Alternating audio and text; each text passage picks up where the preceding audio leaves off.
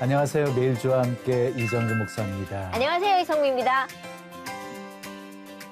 목사님, 제가 이런 표현을 해도 되는지 모르겠지만 이게 뱃속이 편할 때는 하나님 조금 멀리 있다가 어떤 힘들고 어려울 때는 아주 언제 그랬냐는 듯이 찰싹 붙는. 이게 참 죄송하긴 한데 그게 맞아요. 왜 그럴까요?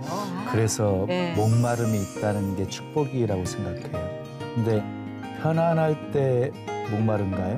아니죠. 고통 속에 있을 때 목마르게 되잖아요. 근데 인생들이 정말 주님의 은혜를 체험하게 되어지는 그 기회가 한결같이 그 목마름이 있을 때 하나님이 찾아오시고 만나주시는 것 같아요. 예수님이 이렇게 말씀하셨어요. 누구든지 목마르거든 내게로 와서 마셔라. 영원히 목마르지 아니하리라.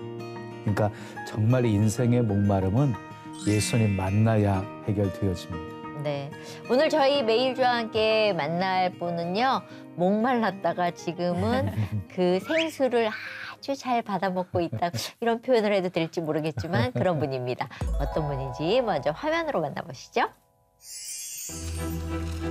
95년 수천 레일의 경쟁을 뚫고 당당히 슈퍼 탤런트로 연기 활동을 시작한 배우 박현정. 뜻하지 않게 가정이 깨어지면서 견디기 힘든 아픔을 겪어야만 했습니다. 그 절망의 수렁에서 건져주신 하나님 말씀 안에서 죄인임을 깨달았을 때 원망 대신 감사가 눈물 대신 기쁨이 찾아왔습니다.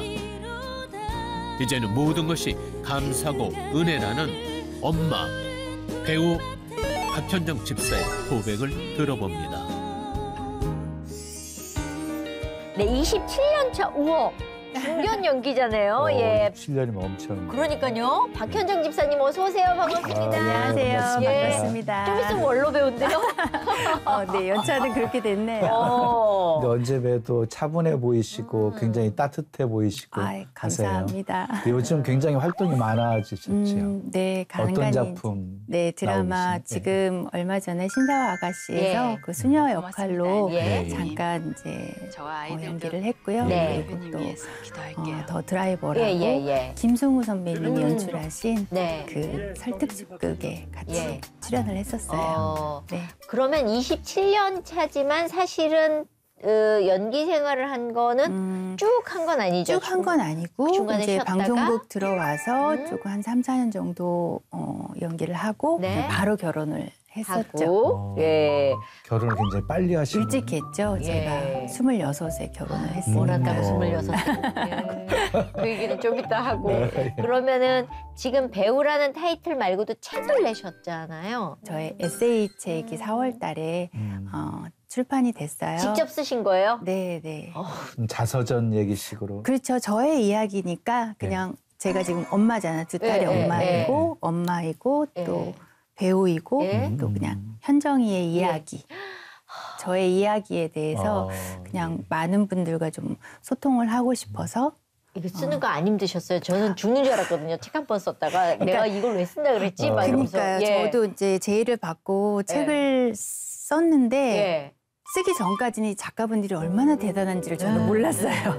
근데 제가 책을 한 1년 정도 준비를 해보면서 와, 진짜 이 글을 쓴다는 거는 정말 대단한 일이다라는 읽어요. 너무너무 힘들었어요. 늙을 정도에? 네, 너무 힘들었어요. 왜냐하면 저의 생각을 말하는 거는 그래도 좀 쉬운데 그거 글로 표현한다는 것 자체가 그렇게 어려운지 저는 제가 경험을 하면서 처음 알았고 쓰고 보내면 저쪽에서 읽고 다시 오면 재수정하고 또 다시 보내면 또 됐다 그러면 다시 오고. 근데 저는 저 같은 나이 든 사람들은 손으로 썼거든요. 이거 안 돼가지고. 그래요. 저도 손으로 쓰셨어요? 네. 아유, 우리 과시네. 자, 오늘은 그러면 그 책에 담긴 이야기를 우리 짧게 이렇게 풀어나갔으면 좋겠거든요. 네. 먼저 어린 시절 좀 얘기 좀 해주세요. 어린 시절 생각하면 저는 이제 충주에서 태어났거든요. 그래서 시골에서 태어났고 또 생각하면 그냥 시골 풍경, 할머니, 외할머니 댁 생각이 나고 그때는 겨울에도 참 눈도 많이 오고 정말 추웠거든요. 그래서 그런 저희 언니, 오빠 저 이렇게 삼삼매거든요. 그래서 그렇게 계절마다 이렇게 언니 오빠들하고 놀았던 많은 좋은 추억들이 있고 옛날에는 그냥 해가 떨어져야 집에 들어오는 줄 알았잖아요. 그리고 저녁 때마다 엄마가 밥 먹으라고 소리 지르고 들어오라고 하고 안 들어와! 빨리 들어와! 밥 시간! 노동을 빼자고! 뭐 이런 거 하잖아요. 네네 맞아요. 그런 추억들이 생각이 나고 또 한편으로는 되게 마음 아픈 추억들도 많고 그러니까 저희 부모님이 많이 싸우셨어요. 제가 어렸을 때부터 그래서 제 기억에 늘 두 분이 밤마다 싸우셨고 엄마는 많이 우셨고 그러니까 제가 어려서 엄마 턱 밑에 앉아서 이렇게 눈물 닦아주었던 그런 기억들이 많이 있어요. 두 분이 많이 싸우셔서 참 밤이 저는 어둠이 너무 싫었었어요. 아버지 들어오는 게 두려운 그쵸. 거죠. 왜냐하면 들어오시면 또 싸움이 시작되겠구나 해서 그 긴장감으로 늘 사셨을 것 같아요. 그렇죠. 근데 아빠가 술을 안 드실 때는 너무 좋으세요. 아빠가 술을 안 드실 때는 기분도 좋으시고 그러면은 맛있는 것도 많이 사주시고 되게 잘 챙겨주시고 그러셨는데 그러니까 술을 드시면 그렇게 다른 사람으로 이렇게 변하셔서 난폭해지셨나요? 네. 그래서 늘 이렇게 엄마랑 이렇게 싸우시고 손찌 엄마 하셨어요? 네. 그래서 엄마가 많이 힘드셨어요. 아이고. 엄마도 힘들고. 그게 몇 년이나 지속됐어요? 제 기억에는 4살, 5살 때부터였던 것 같아요. 그래서 몇 살까지? 돌아가시기 전까지. 아버지가 언제 돌아가셨나요? 아빠가 제가 대학교 3학년 때 돌아가셨으니까 40대 후반, 50대 정도에 돌아가셨으니까. 근데 돌아가셨을 때 그때 마음은 좀 어떠셨어요? 아빠가 돌아가셨다는 소식을 들었을 때 믿겨지지 않았고 사고로 돌아가셨어요? 네, 교통사고로 갑자기 돌아가셨어요. 갑자기. 그래서 너무너무 슬펐죠. 너무 슬펐는데 한편으로는 이제 우리 엄마 좀 숨 좀 쉬고 사시겠구나. 우리 엄마 이제 안 맞아도 되는구나. 우리 엄마 이제 좀 안 싸워도 하루라도 좀 편하게 사시겠구나 이런 마음도 들었어요. 저는 솔직하게. 그래서 그때는 제가 어렸으니까 아빠 나이가 그렇게 젊은 줄 몰랐었어요. 근데 일찍 돌아가신 거거든요. 49, 50에 돌아가셨으니까. 근데 이제 제가 이제 결혼을 하고 나이 들어서 엄마 아빠의 나이가 돼 보니까 너무 일찍 가신 거더라고요. 그렇죠. 예. 네. 그래서 그런데 어렸을 때 그런 환경 속에서 이렇게 자라다 보면 정말 화목한 가정에 대한 바람이 굉장히 컸을 것 같아. 저의 유일한 꿈이었어요. 제 인생의 목표. 나는 진짜 평범하게 결혼해서 그냥 욕심 안 내고 평범하게 애들 낳고 행복하게 살아야지. 그게 그냥 저의 유일한 삶의 이유, 목표. 그거 있잖아요. 나는 엄마처럼 안 살 거야. 그게 우리가 늘 머릿속에 있는 게 엄마가 그렇게 사는 모습을 보면서 난 저렇게 안 살아라는 생각을 하잖아요. 그렇죠. 네. 근데 그렇게 아버지가 돌아가시고 나면 엄마 혼자 있는 모습을 보면 많은 생각이 있었을 것 같아요. 엄마는 너무 이제 아빠만 바라보시고 아빠밖에 모르고 너무 힘이 없으시고 너무 이렇게 나약한 모습을 울고만 계시니까 제 어린 마음에는 제가 막내거든요. 좀 엄마가 좀 씩씩해서 우리를 좀 이렇게 잘 챙겨주고 좀 아빠가 그러더라도 힘을 내서 좀 이렇게 열심히 잘 살아주셨으면 좋겠는데 엄마가 너무 누워만 계시니까 그게 저는 마음이 더 힘들더라고요. 그래서 늘 어렸을 때는 그래서 부모님에 대한 원망이 참 많았죠. 근데 제가 대학을 들어가고 또 취업을 하고 또 결혼하고 살아가면서 우리 엄마 아빠의 나이가 되어가면서 나도 제가 이렇게 결혼하고 이혼하고 이렇게 혼자 사는 게 최선을 다한 거거든요. 그때 제가 우리 엄마 아빠도 그때 그들의 최선이었겠구나라는 생각이 들더라고요. 그래서 이런 생각 또한 제가 혼자서 느낀 게 아니라 제가 그때 이혼하면서 힘든 시간을 보내면서 제가 교회로 인도가 됐어요. 하나님 불러주셔서 그러면서 이제 말씀을 들으면서 그때 엄마 아빠가 이제 이해가 되고 또 원망했던 마음들이 그 힘든 환경 가운데서도 저희 엄마가 되게 예쁘시거든요. 그리고 젊으시고 그렇게 아빠랑 힘든 환경 가운데서도 저희를 버리지 않고 저희를 계속 키워주셨다는 게 울고 계셨든 누워 계셨든 항상 엄마가 집에서 한 번도 안 계신 적이 없어요. 항상 엄마는 집에 계셨어요. 그래서 그 집을 지키고 저희를 키워주신 게 그게 정말 쉬운 일이 아닌데 우리 엄마가 너무 감사하다. 그런 생각이 들더라고요. 그런 엄마가 계셔서 지금 이렇게 딸이 있는 거네요. 네, 그러네요. 그래서 원망하는 마음이 감사하는 마음으로 바꿔주시더라고요. 근데 그렇게 해서 살다가 내가 결혼하면 이렇게 살아야지 했는데 내가 이혼을 하게 됐을 때는 남들이 생각하지 못하는 충격이 더 크잖아요, 나한테는. 그냥 저의 전부라고 그랬잖아요. 그렇죠. 제가 그냥 행복한 가정을 갖는 게 저의 인생의 목표였는데 그게 어느 순간 아무리 내가 노력을 해도 안 되는 거예요. 그래도 제가 그래도 성실하게 최선을 다하면 최고는 아니지만 늘 제가 노력한 만큼의 늘 결과가 있었는데 아무리 제가 애를 써도 안 되는 게 저한테는 결혼 생활이었던 것 같아요. 결혼을 26? 네, 26에. 뭘 한다고 결혼을 했을까요? 제가 너무 애기였었더라고요. 그 당시에는. 그렇죠. 너무 예. 애기였더라고요. 근데 예. 그때는 다 컸다고 생각을 했죠.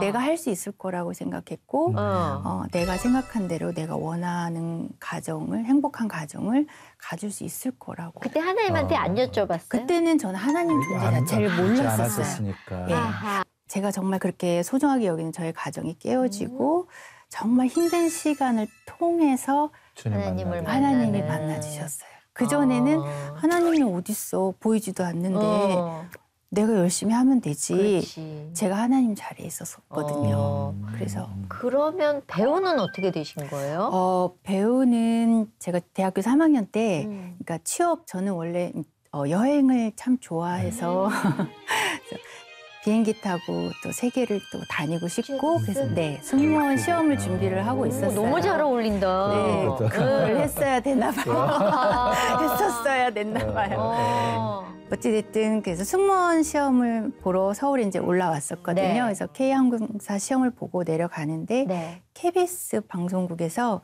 슈퍼탤런트 일기, 슈퍼탤런트 그 탤런트 모집을 하더라고요. 그때 박상아 씨 됐을 네네. 때 일기니까 상아 언니가 대상을 받았고 차태현 씨, 송윤아 씨, 그러니까 저희 기수들이 참 많았어요. 빵빵하네요. 네네네. 예.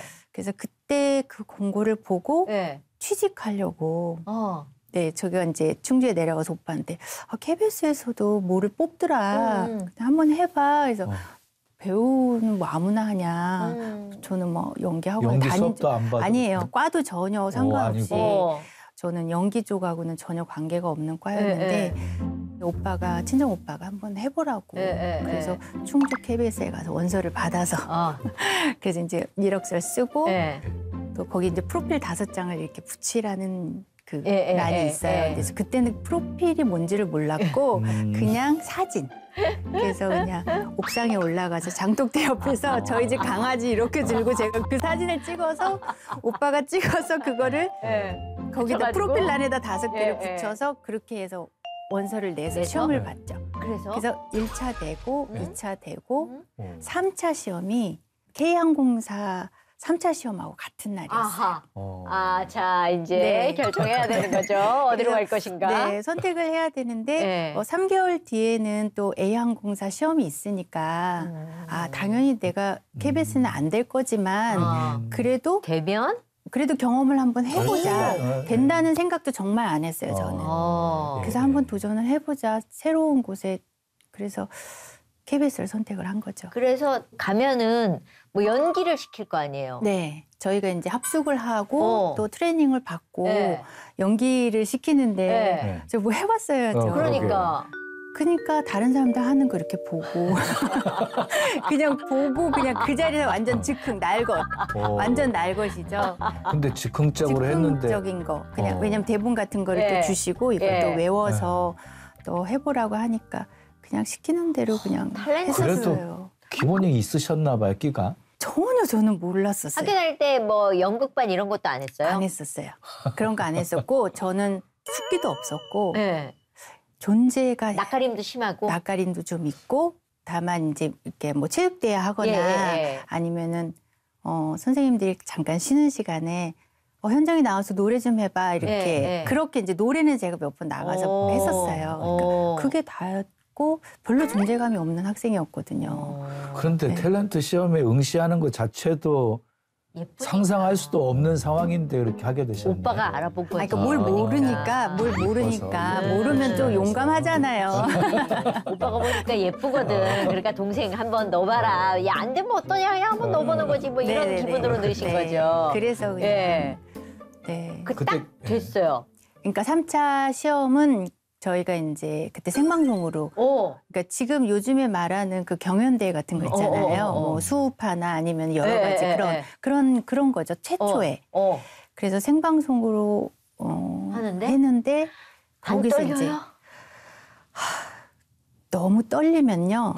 아무것도 안 보여요. 그래? 네, 아무것도 안 보이고 그냥 실수 없이 그냥 앞에 나가서 잘 하고 와야지. 그런 생각밖에 없더라고요. 그래서 결과는 됐죠. 근데 그때 경쟁률이 되게 높았었어요. 그때 처음 시도하는 아주 획기적인 프로그램이었고 그래서 제가 알기에는 그때 3,500대 1이었어요. 3,500대? 네, 그래서 저희 기수를 25명을 뽑았어요. 우와. 저희 KBS 17기. 저희가 슈퍼탤런트 1기고 KBS 17기거든요. 그래서 25명. 그런데 연기 수업 받은 것도 아니고 그 전공한 것도 아니고 그냥 합숙할 때 뭐 때문에 되었다고 생각하세요?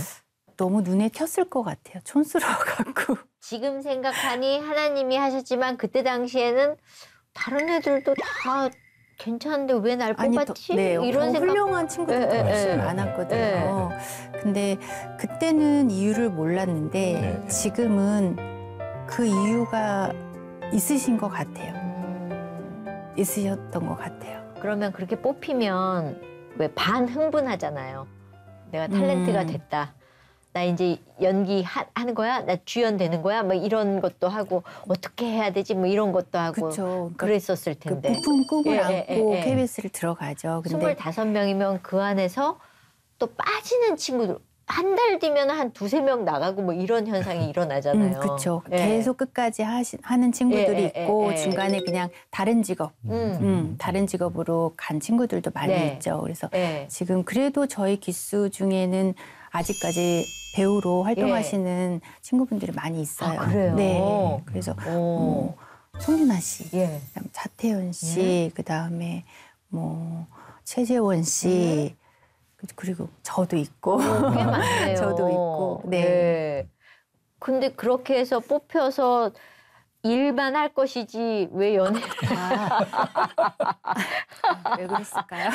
아니 근데 저는 그때 취직하려고 방송국을 들어간 거예요. 제가 취업하려고 방송국을 들어갔기 때문에 그리고 인생의 목표 자체가 행복한 가정이었잖아요. 현모양처가 꿈이었다니까요.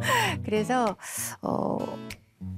방송국에 들어가서 또 애들 아빠도 전 남편도 만나고 또 연애하고 그리고는 또 바로 결혼을 했죠. 4년 정도 연애하고 4년 연애했어요? 그러니까 들어가자마자부터 만나서 연애하고 활동도 3-4년 하신 거네요? 그렇죠. 결혼하기 전까지. 탤런트가 된 건 뒤고 행복한 가정을 꿈꾸니까 그냥 그건 거죠. 순서가 바뀌어 있는 거죠. 그렇죠. 제가 막 배우가 되겠다, 연기를 막 하고 싶다 이런 마음이 별로 없었어요. 그때는 없었어요. 그때는. 근데 3-4년 활동하시면서 그래도 그때 뽑혀가지고 많이 활동하고 그러지 많이 않으셨어요? 했죠. 그때는 전속이었고 신인이었기 때문에 오라는 데는 무조건 다 가서 단역으로라도 지나가는 역할, 뭐 대사 짧아도 다 하고 근데 많이 불러주셨어요. 그때 광고도 그때 참 많이 찍었었고 드라마도 많이 하고 그랬었거든요. 되게 연예인들은 빨리 결혼하면 인기 떨어진다고. 그렇죠. 결혼을 늦게 하거나 안 하거나. 저희 때 그게 더 심했었죠. 그죠. 저희 기수직이 제가 제일 먼저 결혼했죠. 그러니까 경쟁자가 하나 어쨌거나 떨궈져 나간 거잖아요. 그래서 국장님이 많이 실망하셨어요. 저를 좀 이렇게 키워주시려고 많이 이렇게 도와주시려고 하셨었는데 제가 딱 벌써 결혼을 한다고 하니 뭐가 부족해서 네가 결혼을 하냐? 아니 이제 이제 해보지도 시작인데. 않고. 예, 그런 얘기 하셨을 것 네, 같아요. 하셨어요. 근데도 목적이 현모양처기 때문에 그때는 저는 행복한 가정이 꿈이었어요. 그래서 결혼을 해보니 점점점 녹록치 않더라고요. 근데 녹록치 않은 시간을 몇 년 정도 보낸 거죠? 결혼 13년 정도 결혼하고 네. 그 결혼 생활하고 제가 이혼을 했죠. 13년 만에 이혼을 하고 그때는 왜 내 결혼이 이렇게 실패해야 될까? 무너져야 될까? 이유를 잘 몰랐었어요. 나 하느라고 열심히 살았는데 왜 이렇게 됐을까? 그 물음에 대한 퀘스천 마크에 대한 그 해답을 못 찾겠으니까 너무 힘들더라고요. 그런데다가 그게 내 제1의 꿈이었었잖아요. 전부였었고. 네. 그러면 그거의 상실감은 너무 커서 우울증이나 당연하죠. 힘든 당연하죠. 것들이 많았을 것 같아요. 그리고 그때는 애들도 어렸어요. 제가 이제 결혼하고 한 1년 정도 지나고 큰애를 낳고 또 3년 있다가 둘째 낳고 그러니까 방송 생활을 할 수가 없었던 거예요. 그렇죠. 애를 키워야 되고 키워주실 분도 없고 하니까 그래서 저는 계속 전업주부로 또 애들 키우고 그리고 아무리 애를 써도 결혼 생활은 내 마음대로 안 되고 남편은 내가 원하는 대로 안 되고 애들은 어리고 너무 우울하고 힘들었는데 누구한테 가서 말할 수도 없고 소통할 사람도 없고 그냥 같이 근처에 사는 친한 언니하고만 이렇게 얘기하고. 속사정에 대해서 얘기하지 어디 나가서 하물며 엄마 가족들한테도 더 얘기 얘기하기가 못하죠. 네, 못하겠더라고요. 네. 그래서 혼자서 이렇게 힘든 시간을 보낸 시간들이 많죠. 소가리를 굉장히 오래 하셨네요. 그냥 저의 그냥 한계까지 간 것 같아요. 왜 이게 사람이 생각을 하다 보면은요, 이혼을 하면 그 다음에 그려지는 그림들이 뭐 기사가 터질 거다, 또 무슨 누가 또 댓글을 하나 쓸 거다, 막 이런 거에 막 정말 말풍선들이 막 이렇게 왔다 갔다 하면서 내가 내 마음에 눌리잖아요. 절대 이혼은 못한다고 안 한다. 나는 절대 이혼 애들한테 그러고 싶지 않다. 그렇게 생각했고 그렇게 얘기했던 사람 중에 한 명인데 그랬던 제가 이혼을 하게 되더라고요. 이거를 어떻게 해결을 해야 되는데 내가 혼자 해결을 해야 되는데 방법을 모르겠는 거예요. 그러니까 나갈 수도 없고 잠을 잘 수도 없고 먹을 수도 없고 정말 괴롭고 힘들었었어요. 근데 그때는 안 그런 척하고 또 방송 활동을 또 해야 됐었고 그때는 당시 이제 애들 아빠랑 같이 프로그램도 같이 부부로 같이 나가서 했었고 아무렇지도 않게 그때는 아무렇지도 않게 또 아무렇지도 않은 얼굴로 나가서 어찌됐든 올 때는 따로 사갖고 오고 뭐 이런 거. 어찌됐든 저는 그 프로그램을 통해서라도 회복하고 싶었어요. 어떻게 해서든.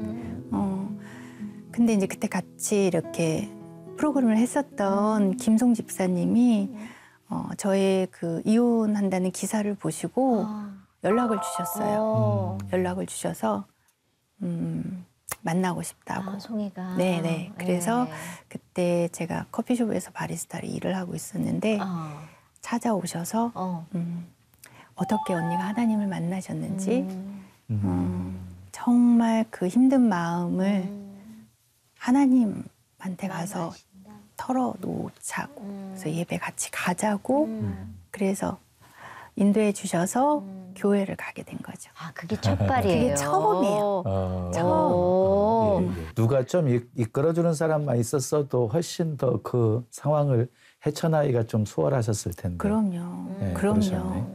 그런데 방송까지 중단하면서 행복한 가정을 만들려고 굉장히 힘쓰셨잖아요. 네?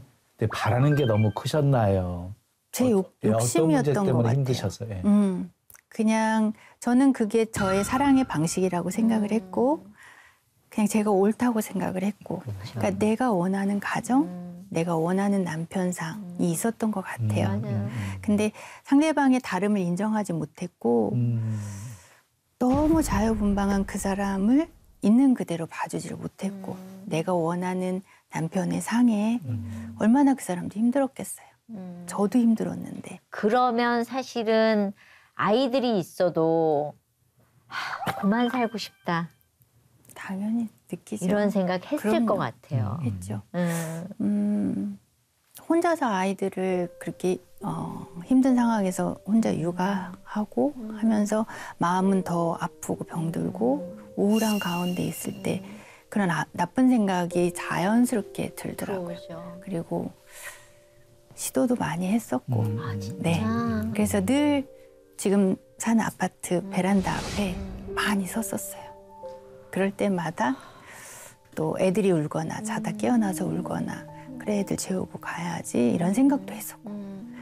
근데 또 살려주셔서 참 감사해요. 그런 나쁜 생각을 많이 했었어요.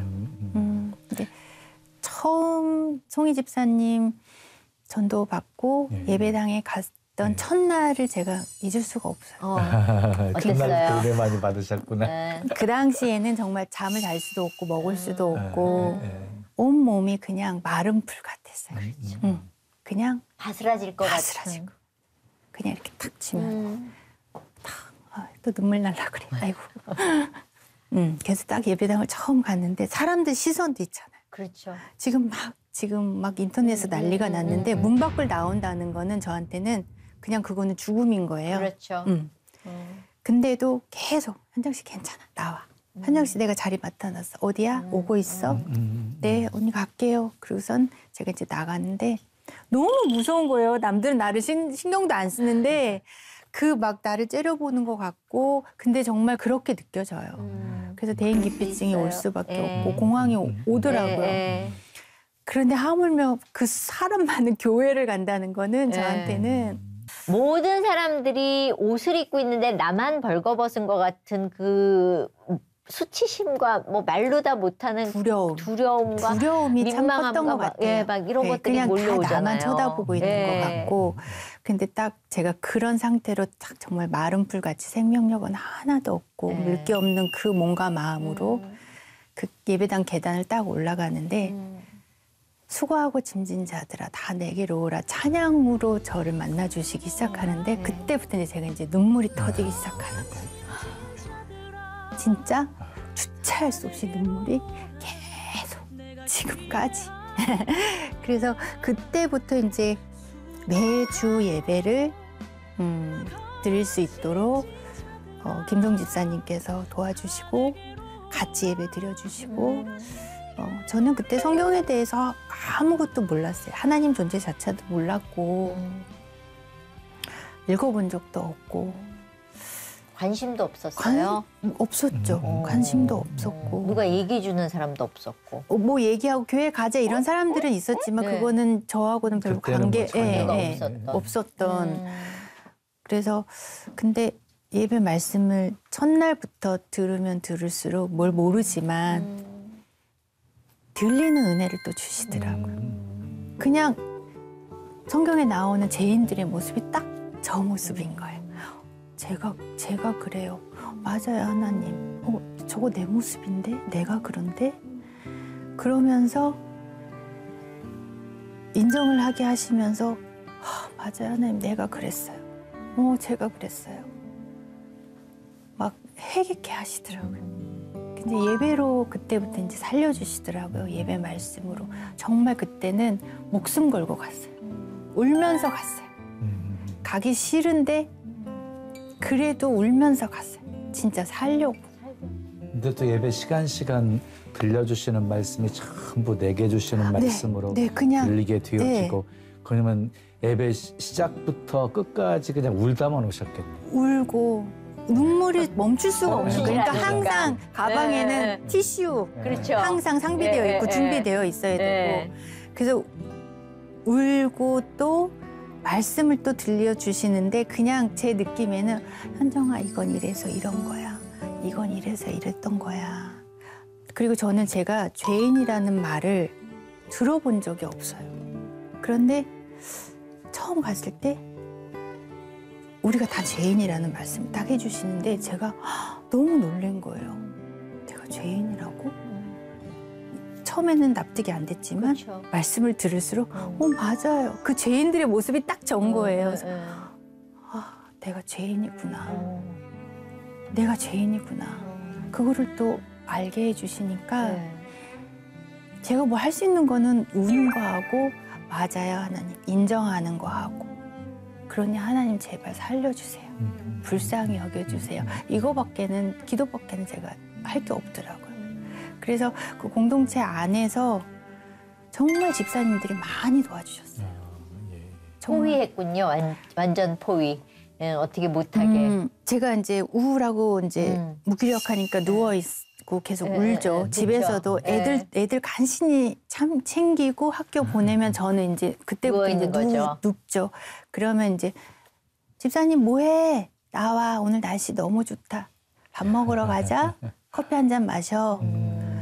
안 나오면 또 집으로 와서 또 내려가고. 일으켜서 저를 밥을 사주시고 커피를 사주시고 얘기를 들어주시고 같이 울어주고 기도해 주시고 진짜 하루도 안 빼놓고 저희 가족들도 그렇게 못하잖아요. 그렇죠. 그런데 믿음의 지체 형제들이 저를 그렇게 많이 도와주셨어요. 그러면서 1년, 2년 지나면서 제가 그때 얼굴이 시커맸었거든요. 잿빛이었거든요. 근데 조금씩 회복되어지. 환하게 바꿔주시더라고요. 근데 그걸 제가 어떻게 느꼈냐면 새로 오시는 집사님들의 모습을 보면서 저게 2년 전에 내 모습이었구나. 집사님 걱정하지 마시라고. 제가 2년 전에 집사님하고 똑같은 모습으로 왔어요. 근데 하나님이 오늘 이렇게 살려주셨으니 집사님도 꼭 살려주실 거예요. 걱정하지 마세요. 그래서 제가 너무 감사하고 하나님이 이렇게 살려주시는구나. 또 살려주시는 걸 또 보게 하시잖아요. 그 집사님들 지금도 생각하면 너무 감사하고 그 사랑의 빛을 많이 줬어요, 제가.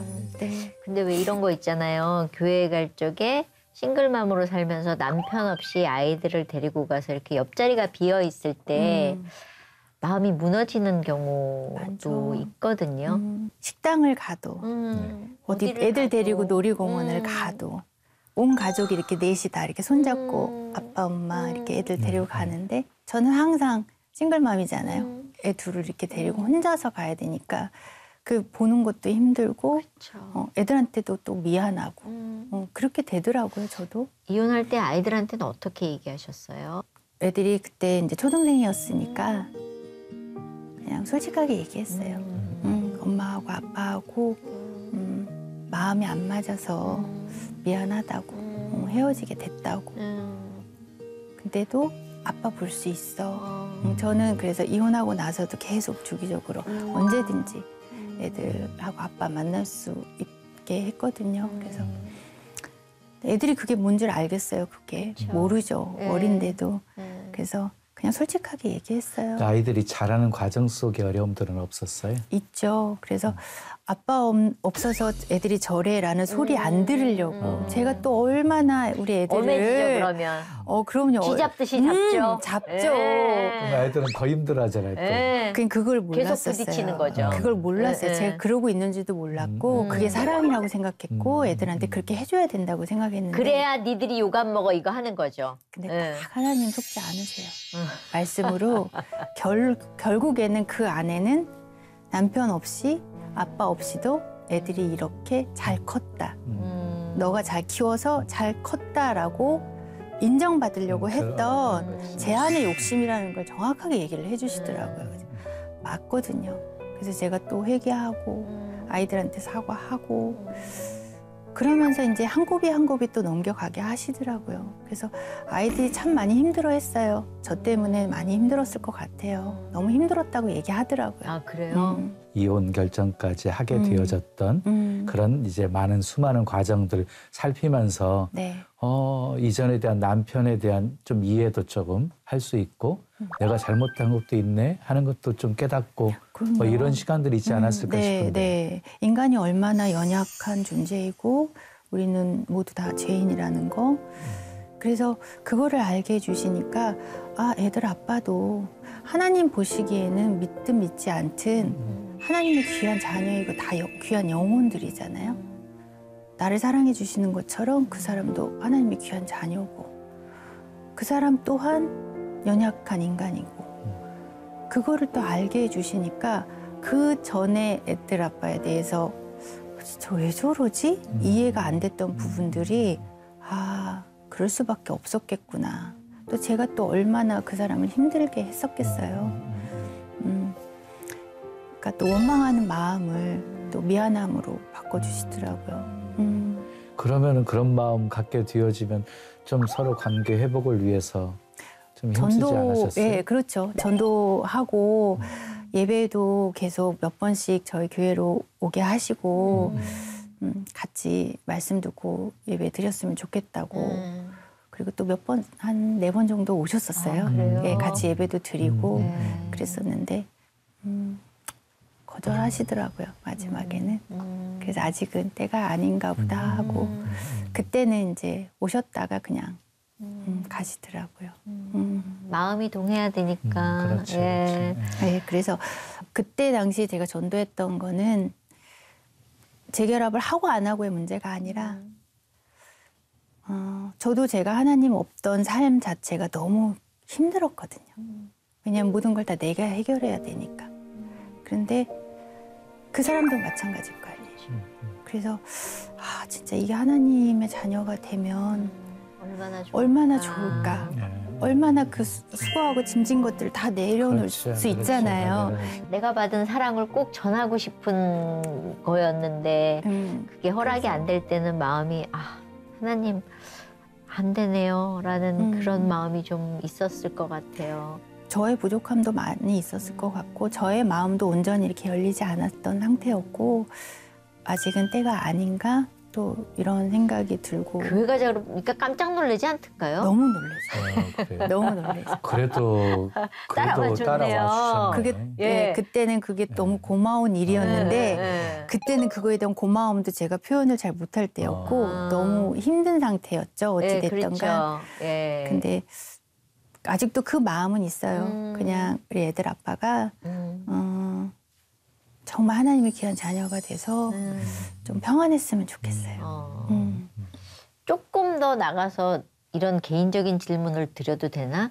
만약에 마음 문이 열려서 다시 하나님을 인격적으로 만나는 그 남편이 돌아와서 다시 시작해보자 하면 마음 문을 여실 준비는 되어 있어요? 미래는 모르겠지만 지금은 그런 마음은 없어요. 그래요? 그냥 인간 사람 박현정 그분 사람 대 사람으로 그런 건 있지만 부부의 연은 거기서 네 저는 아직 그 마음은 없어요. 네, 없어요. 지금 자녀들은 몇 지금 저 딸이 둘인데요. 큰 아이는 대학교 이제 4학년. 네, 일본에서 공부하고 있고요. 둘째는 요번에 이제 대학생이 됐어요. 네. 돈 많이 들어가겠는데요? 이제부터 많이 들어가겠죠. 네, 많이 따님들이라 완전 다 친구들 같아요. 지금은 이제 정말 그렇게 어렸었는데 언제 이렇게 벌써 시간이 지나서 둘 다 성인이 됐어요. 너무 잘 자죠. 지금은 네, 그래서 제가 너무 감사해요. 건강하게 잘 자라줘서 고맙고 잘 키워주셔서 하나님께 너무 감사하고 이제 성인이잖아요. 그러니까 함부로 못 하겠어요. 그렇죠. 네, 그래서 제가 둘째 딸이 이제 주민등록증이 나오고 딱 성인이 되면서 제가 그걸 보면서 아, 이 친구를 정말 성인으로 내가 존중을 해줘야 되겠구나 그런 마음이 들었어요. 어려워요. 어렵더라고요. 저는. 어렵더라고요. 애들이 크니까.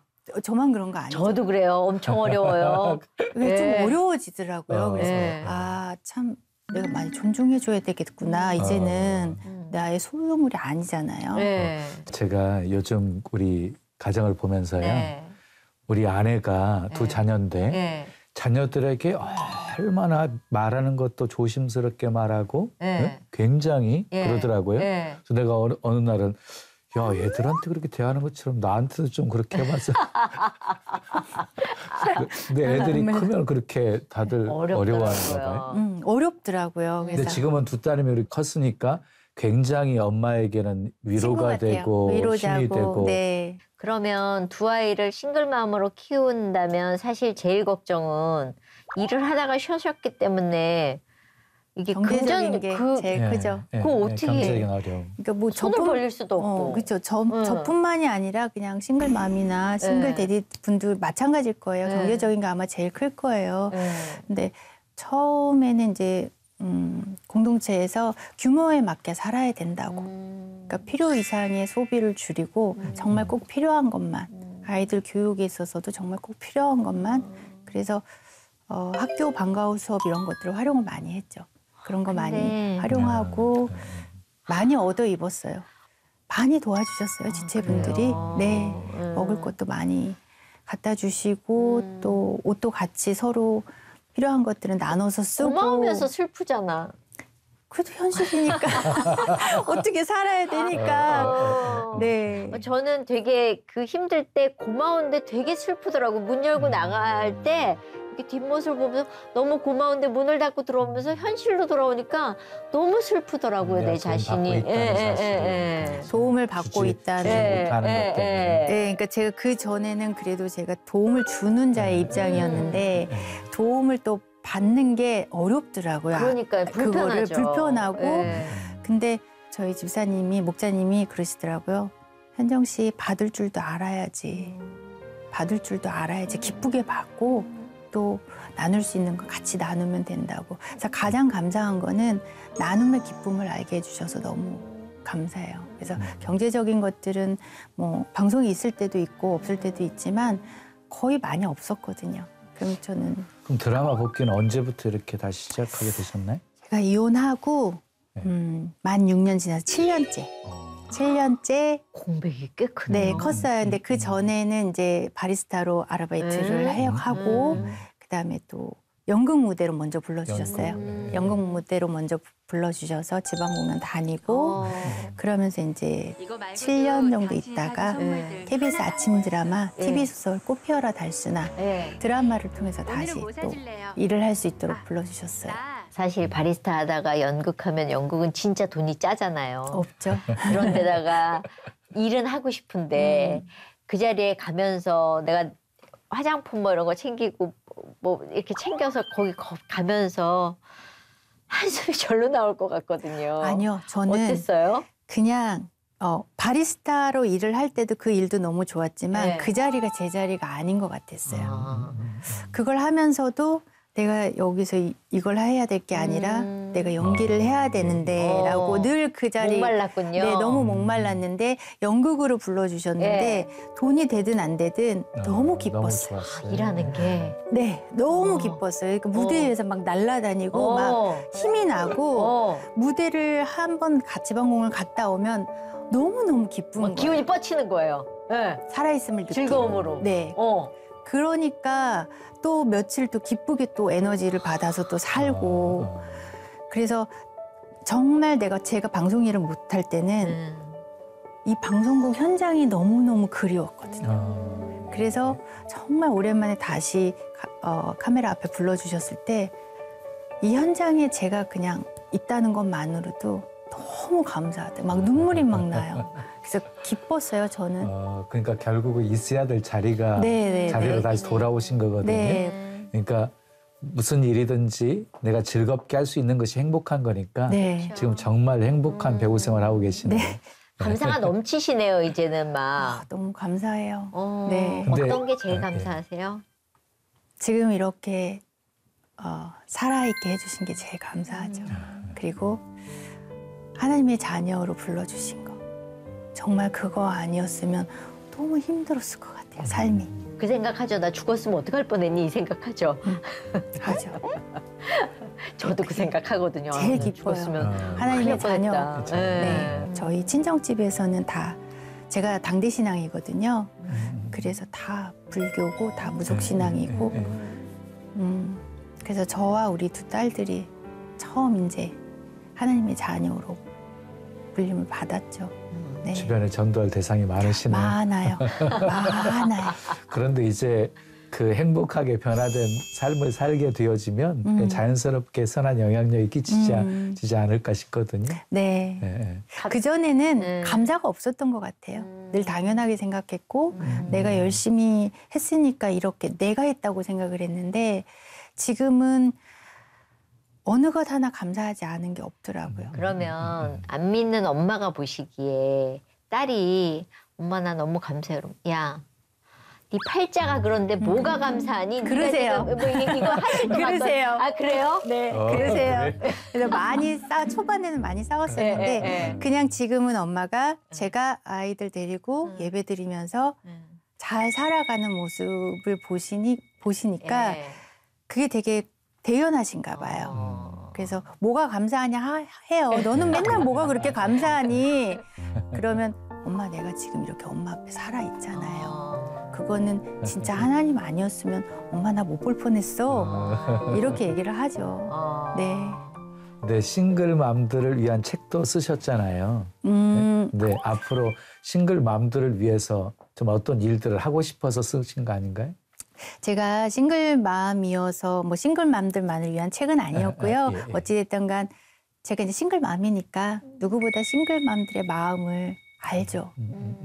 그래서 그냥 어느 힘든 한 분이라도 저의 책을 통해서 위로가 조금이라도 되셨다면 그러면 되지 않았나라는 생각이 들어요. 근데 싱글맘들에게는 어떻게 위로를 해야 될지라는 조심해야 되는 것도 있을 것 같고요. 쉽다고 생각하시는 분들이 있으신 것 같아요. 특히 남자분들 같은 경우에 쉽다고 생각하시고 말도 좀 쉽게 하시고 쉽게 다가오시는 분들도 많으신 것 같아요. 그래서 그런 걸로 인해서 되게 상처받을 때가 많이 있어요. 왠지 모르게 이렇게 편하게 하는 게 아니라 나를 약간 그렇게 보는 것 같은 느낌을 주는 그래서 모욕감을 느낄 그런 때가 어떤 있어요. 건지 알 것 같아요. 네, 그게 뭐 일하는 현장에서도 마찬가지고 어디를 가나 뭐 사회에서도 마찬가지고 동네에서도 그런 거를 느낄 때가 많이 있어요. 그리고 그게 특히 남자분만 그러신 게 아니에요. 맞아요. 여자들이 더 어떨 때는 왜 저 같은 경우 혼자 있을 때 친구가 와가지고 자기 애들 자랑하고 남편 자랑하고 그러는데 가고 나서 엄청 울었어요. 그는 그 자랑을 저한테 안 해도 되는 거잖아요. 근데 와가지고 그렇게 하고 가는 모습을 보면서 뭐지? 왜 내 속을 뒤집지? 이랬었거든요. 그러니까 아마 그들은 알지 못하고 얘기하는 게 상처가 될 수 있을 거라는 생각이 들어서요. 그러니까 모르니까 그러는 것 같아요. 근데 저 또한 제가 모르는 것들이 많기 때문에 또 누군가에게는 저의 행동이나 말로 분명히 상처를 주고 있을 거예요. 근데 저는 어찌 됐든 간 지금 많은 분들이 힘든 시간들을 많이 보내고 계시잖아요. 그냥 조금만 이렇게 옆을 보면 주위에 힘든 분들이 많이 계세요. 사람들이 위로하는 방법이 참 서툴러요. 맞아요. 성경에도 욥이 고난당할 때 욥을 위로하겠다고 와가지고 네가 하나님 앞에 잘못한 게 있으니까 그랬지 하고 막 이렇게 오히려 더 힘들게 만들어 버렸잖아요. 그런 것처럼 위로하는 방법들이 서툴러서 그런 것 같은데 옆에 함께 있어주기만 해도 아주 큰 힘이 되겠다. 너무 좋네요. 앞으로는 이제 활동을 더 열심히 하실 거잖아요. 아이들 다 컸으니까. 네, 이제 컸으니까 좀 기도 제목 중에 하나이기도 하고요. 거예요? 드라마나 영화든 연기할 수 있는 방송 현장이 좀 많았으면 좋겠어요. 그래서 저 같은 경우는 그런 방송 현장에서 많은 스태프들을 많이 만나거든요. 연기자분들도 많이 만나고. 근데 요즘에는 그 친한 연기자 후배들한테 연락이 좀 많이 와요. 많이 힘들어해요. 언니 제가 너무 힘들어요. 언니 어떻게 견디고 계세요? 나는 혼자도 힘든데 언니는 애들 둘 데리고 어떻게 견디고 계세요? 그러니까 그런 힘든 지체들을 좀 많이 만날 수 있도록 방송 현장에 일이 좀 많았으면 좋겠어요. 그래서 정말 저를 만나주신 하나님을 전하고 어떻게 회복시켜 주셨는지를 전하고 또 힘든 지체들도 하나님을 통해서 정말 회복이 될 거라고 그런 삶을 전하고 싶어요. 방송 보시는 분들 가운데 오늘은 이혼해야지 그랬다가 아유 저녁 때 되면 참아야지 이러시는 분들 계시잖아요. 진짜 정말 이혼한다는 거는 심사숙고해도 늦지 않는 것 같아요. 정말. 깊게 고민하고 깊게 또 끝까지 기도하고. 또 한번 생각해보고 아주 심사숙고해도 늦지 않다고 생각해요. 오늘 나오셔서 아주 조심스럽게 얘기를 나눠주셔서 너무너무 감사하고요. 네. 예, 아마 싱글맘들에게 큰 위로가 되지 않았을까. 그리고 고민하시는 분들에게도 또 도전이 되지 않았을까 싶습니다. 네. 예, 오늘 나와주셔서 너무너무 감사합니다. 감사합니다. 감사합니다. 예. 고맙습니다. 목사님, 우리 집사님께 좋은 말씀. 우리 집사님은 사랑의 빚을 많이 졌네요. 이제 그 사랑의 빚을 좀 갚으면서 사시면 좋겠다 그런 생각이 들었고요. 로마서 12장 15절에 즐거워하는 자들과 함께 즐거워하고 우는 자들과 함께 울라. 이 말씀 아멘. 드리고 싶어요. 감사합니다. 우리 주변에 힘들어하시는 분들이 있어요. 우리가 위로하는 방법이 좀 서투른데요. 그냥 옆에 함께 있어만 주는 것도, 그리고 가끔 힘들어하실 때 밖에 오시고 나와서 식사 한번 대접해 드리는 것도 소중한 위로가 되지 않을까 싶습니다. 네, 저희 오늘 만나면서 많이 힘들어하는 싱글맘들을 내가 그냥 표현을 잘못해서 그들에게 상처를 줬다면 먼저 다가가서 내가 미안해, 위로가 서툴렀어라고 얘기하는 것도 사실은 우리의 몫이 아닌가라는 생각을 했습니다. 저희 오늘 여기까지고요. 다음 시간에 또 오겠습니다. 감사합니다. 감사합니다.